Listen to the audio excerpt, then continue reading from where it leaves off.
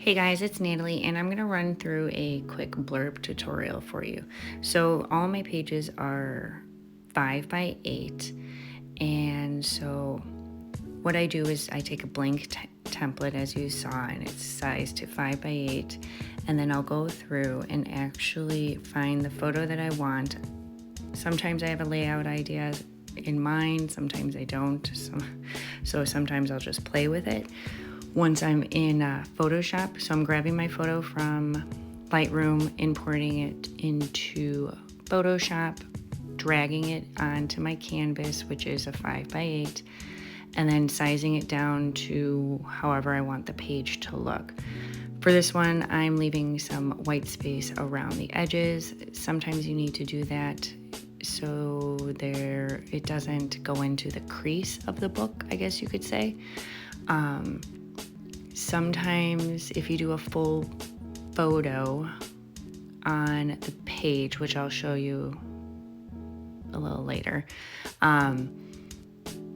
some things might get cut off. So with that being said, you have to kind of keep that in mind. You don't want things to be in the crease of the book for like writing or anything like that. If a photo goes in there, it's not that big of a deal to me. But if it is to you, I would just always have somewhat of a border going on your page or your template before you upload it. So now I am finished with this page. I put what I wanted on it, and I will highlight all of my stuff and then just center it so it's all in the middle. Sometimes I do it, sometimes I don't, but to get it in the middle, highlight all of your stuff so that you can drag, and then those cursors will come out and say, hey, it's in the middle now. So now I saved it as a JPEG, and I will go into Bookwright, which is a Blurb application that you download onto your computer. And so now I'm opening it up, and this is going into my life stories Blurb book. So you can see that there's these designated areas for photos, text, whatever you want. So you can see there's a whole bunch of templates that they have already.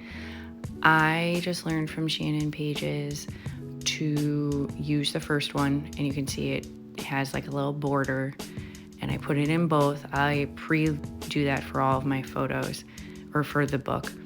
I'll find the photo I want, and then I literally just drag it in there, and you can see that gray area is like you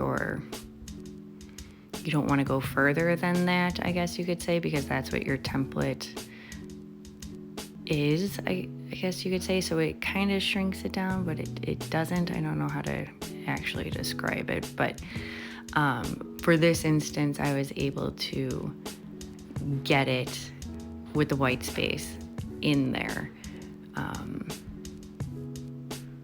And you got to play around with it. I would say this is what it looked like.